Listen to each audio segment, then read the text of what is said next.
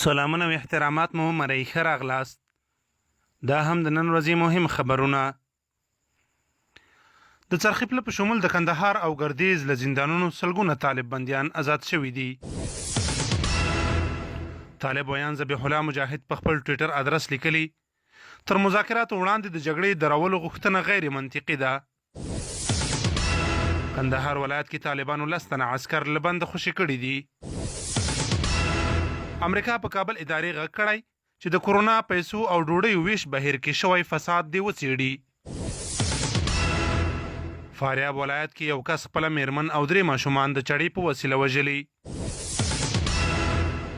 د پاکستان د سنا غړی مشاهد حسین وای افغانستان سره باید له ویزې پرته تګ راتګ آزاد شي. امریکایي ولسمشر ټرمپ د لومړي ځل لپاره د کورونا له ویرې ماسک وتاړه.